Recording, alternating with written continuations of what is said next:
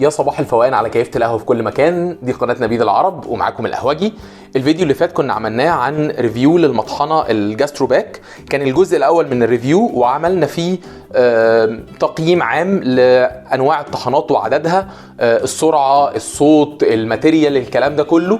وقلنا نخلي بقى في الحلقة دي ان احنا نجرب المطحنة مع كل أداة تجربة عملية. هنبدأ من الأخشن للأنعم. هنبدأ أول حاجة بالكاليتا. هنجرب نعمل بالكاليتا شوية قهوة حلوين كده. هنستخدم النهاردة نفس النوع اللي استخدمناه المرة اللي فاتت، نابريسو أروما إيجوستو. بعد كده هنبدأ نعمل باسكت مضغوط بالمكنة السولاك المانيوال. بعد كده هنعمل باسكت غير مضغوط بالمكنه الساتشي. وهنا باسكت غير مضغوط اللي احنا بنحوله، يعني انت بتروح تشتري الدراع ده، البورتافلتر ده والباسكت، او انت بتقص الباسكت بتاعك وتحولها لغير مضغوط.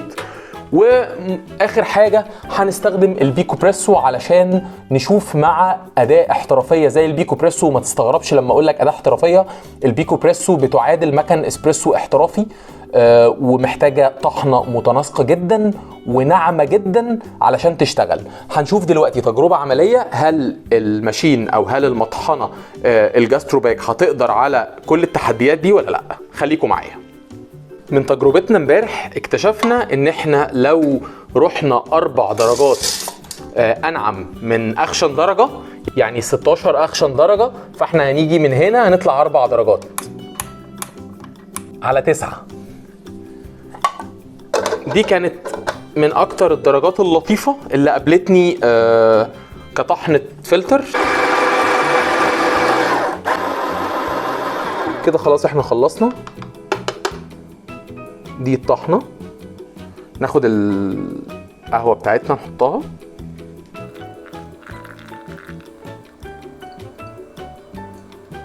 يلا بسرعه نصب وندوق.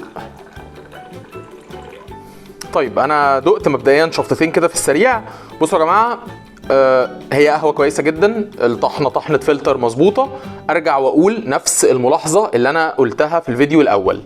الطحنه مش متناسقه 100%، في فاين كتير او في ناعم كتير. الناعم ده في الاخر بيطلع الطعم اللي المفروض ان هو يبقى سلس ولطيف وجميل، فيه شويه مراره. انا عارف ان انا هنا بستخدم بلند، وده مش المفروض ان انا استخدمه مع المطحنه او سوري مع الفلتر، بس انا بتكلم عن تجربه 6 شهور، ما بتكلمش عن المنتج ده. انا بس حبيت اوريكم الشكل النهائي عامل ازاي. نخش على تجربة رقم 2، ان احنا هنجربها مع الماشين السولاك. اللي ما شافش الريفيو بتاع الماشين السولاك هيطلع لكم دلوقتي الفيديو على الشاشة في اللينك فوق. نصيحة خش اتفرج عليه، المكنة دي تحفة. يلا خلينا نبدأ بسرعة نطحن ونشوف الشكل هيبقى عامل ازاي. طيب بالنسبة لي علشان اطحن الطحنة دي وتبقى مظبوطة، فانا بطحن باسكت مضغوط غير مضغوط على 5 و4. فخلينا نجيبها على 6 ونجرب نشوف هتكتم ولا هتبقى تمام مع الباسكت المضغوط.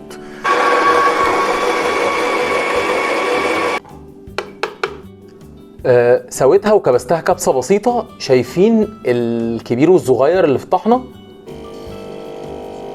تمام جدا. بدأ اهو الاستخلاص. هو مش حلو 100%، مش متصل، بس لطيف مرضي يعني.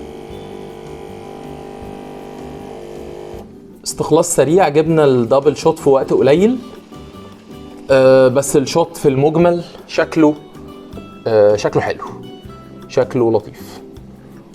الكريمة بتاعته كويسة، تمام جدا. ندوق بسرعة كده ونقول هل في حاجة ولا لا. لطيف، كلاسيك اسبريسو، نفس الطعم اللي باخده من الاروما جوستو في المكن المضغوط زي السولاك. لطيف كمان ان هو ما كانش ان انا ما ضغطتش قوي او ما نعمتش الدرجه دي علشان ما ياخدش طعم مر بزياده. فهو متوازن وحلو، وطحنه كانت فوق المتوسطه او جيده يعني. خلينا ناخد اللي بعديه، ان احنا ناخد باسكت غير مضغوط مع المكنه الساتشي الدرجة الأنعم منها، وهنعم على 4 مثلا. ونشوف 4 هتدي نتيجة عاملة ازاي. بحب انا الحتة دي عشان اخبط فيها براحتي واوقع وازروط واعمل اللي انا عايزه. نعمت شوية فمش باين بقى فيها الفروقات قوي. ده الترتيب اللي في الاول، المفروض كان يظهر هنا نقط. ماشي، ظهرت. طيب كده الطحنة دي محتاجة تنعم درجة. ننعم كمان درجة ونروح على 3. طحنة بطيئة جدا، طحنة ناعمة قوي وبطيئة جدا.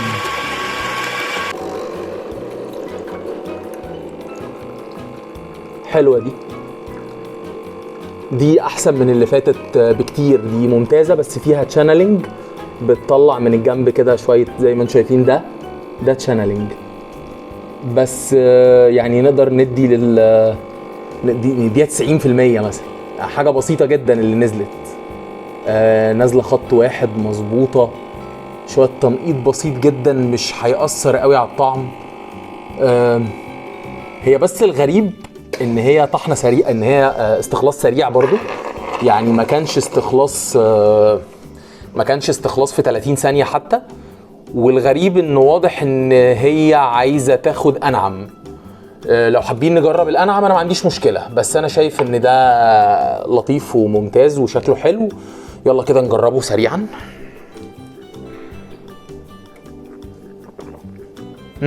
حلو قوي، شط حلو حلو حلو حلو.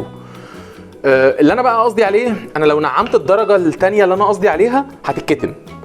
انا هنا بقى محتاج عشان اخد الشوت اللي في 30 ثانية البروفيشنال اكتر من ده درجة ما بين ال2 وال3. طيب خلونا يلا نبدأ نجرب اخر حاجة معانا وهي البيكو بريسو. خليكم معايا.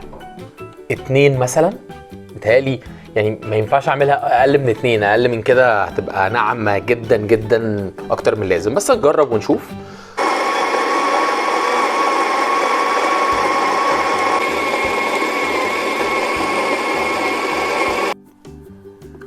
طيب الطحنة ناعمة قوي قوي قوي. يلا نجربها في البيكو بريسو حالا. ثانية واحدة. لحد دلوقتي اهي بدأت تجمع.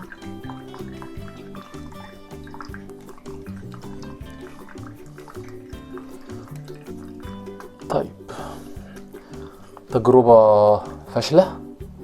خلونا نجرب انعم درجة في المطحنة ونشوف هل هتنفع مع البيكو بريسو ولا مش هتنفع.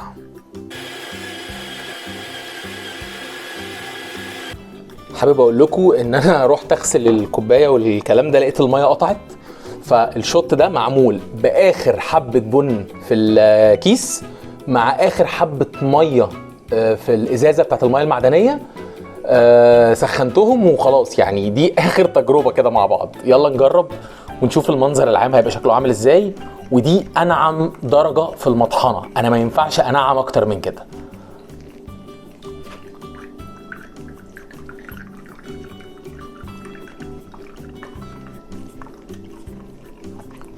عايز اقول لكم ناشفة وانا بعمل لدرجة انا حاسس ان انا بلعب حديد.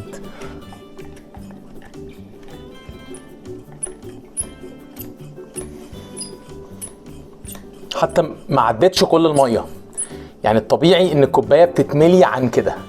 هو كشوت اسبريسو قشطه، هو شوت اسبريسو بس مش شوت اسبريسو قوي. لون الكريمه فاتحه جدا زي ما انتم شايفين، قليله جدا. قوام القهوه خفيف سيربي قوي. مش ده الاستخلاص اللي انت بتطلعه من البيكو بريسو، مع العلم ان انا متاكد ان انا لو دقته هيطلع احلى من اللي طلع من اي ماشين تانية. خلينا ندوق كده ونشوف الطعم عامل ازاي. لا لا لا لا صعب قوي. انا غلطان. تقيل جدا جدا، تقيل ومش صعب يتشرب. يعني صعب، لا يعني استخلاصه مش مظبوط. في لذاعه جامده جدا، تحس ان انت خدت نص ليمونه في بقك، وفي نفس الوقت في مراره عاليه. الطحنه بتاعته مش مظبوطه. طيب عشان نقفل الفيديو اللطيف جدا ده، خلينا نقول كونكلوجن عام للي حابب يشتري المطحنه الجاستروباك بكل اللي ليها واللي عليها. مبدئيا الجاستروباك مطحنه خفيفه، صوتها عالي، سريعه في الطحن، مش بتعمل دوشه حواليها كتير وبهدله للدنيا زي مطاحن كتير. تمنها بالنسبه للمطاحن الكهرباء بالامكانيات اللي فيها يعتبر تمن كويس جدا كقيمه مقابل سعر. ما انصحكش بيها تماما لو انت هتستخدم في اي اداه من اداه الفلتر. هي مش متناسقه تماما في الطحنات الخشنه، فلتر بقى وانت طالع. لو انت هتستخدمها مع مثلا الموكا بوت مثلا او مع الاسبريسو ماشينز المضغوطه، ارشحها جدا. هي مناسبه جدا جدا مع المضغوط والاسبريسو ماشين. هتوصل معاك للغير مضغوط اللي مش احترافي، اللي هو زي المكنه دي مثلا الساتشي اللي احنا بنشتري لها الجزء ده. هتوصل وهتعمل نتائج ممتازه. لو انت بدأت تستخدمها مع ادوات احترافية زي المكن الاحترافي مثلا زي الروكت مثلا او البيكو بريسو او الفلير 58، مش هتطلع معاك اي حاجة نهائيا. ده كده كان كل حاجة عن المطحنة. طولتوا عليكم شوية بس هي كانت بصراحة يعني تستاهل ان احنا نقعد لها شويه دول. وكنت سعيد جدا جدا جدا معاكم. مستني تكتبوا لي في الكومنتات سواء هنا على اليوتيوب او الفيسبوك او الانستجرام او التيك توك. قولوا لي رايكم، قولوا لي محتاج اعمل ريفيو عن مطحنه ايه ان شاء الله برضو تاني قريب نجيبها ونعمل لها ريفيو. واشوفكم ان شاء الله في الحلقه الجايه. السلام عليكم.